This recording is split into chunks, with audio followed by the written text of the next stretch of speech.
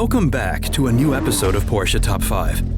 Today's episode is dedicated to a very special Porsche, the legendary and incomparable 935/78, better known by its nickname, Moby Dick.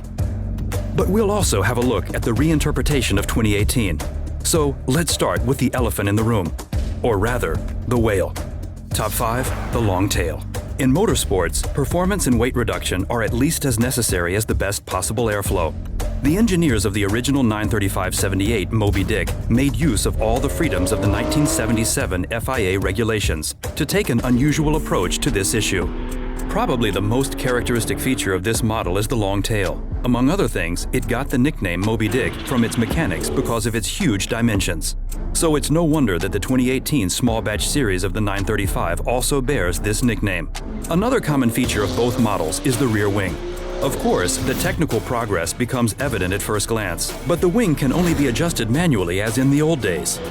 But enough about the rear end. Let's take a look at the front. Our top 4, the flat nose. Both race cars have visually not much in common with their conventional base models. The nose of the 935/78 is extended further forward and has a large opening for the oil and intercooler. This makes it much larger than other 935 models. The 2018 935 has a classic flat nose. The round headlights were exchanged for 4 LED strips. The air intakes are also larger than on the basic model. But enough about optics and aerodynamics. Let's get to some loud facts. Our top 3, sound. Big flames, the whistling of 2 turbos, and an excellent acoustic image. This is probably the best way to describe the brute sound backdrop of Moby Dick with its supercharged and air-cooled boxer engine. How does the model from 2018 sound in comparison? It's best if we listen for ourselves. Let's start the engines.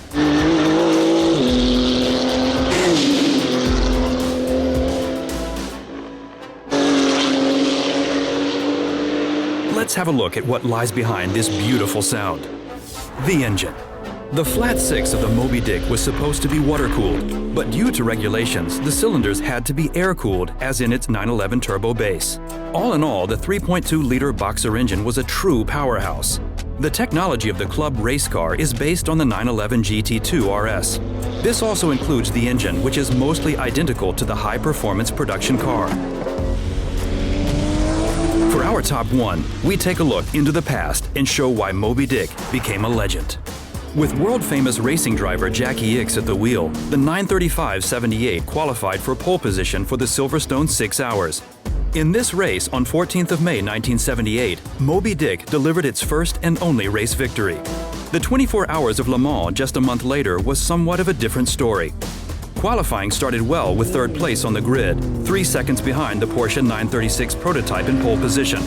Unfortunately, the 935/78 had some difficulties and wasn't able to win this race. To date, Moby Dick remains one of the most famous race cars with one of the funniest nicknames. Speaking of which, we prepared a special episode for you. Be sure to keep Moby Dick in mind. Stay safe.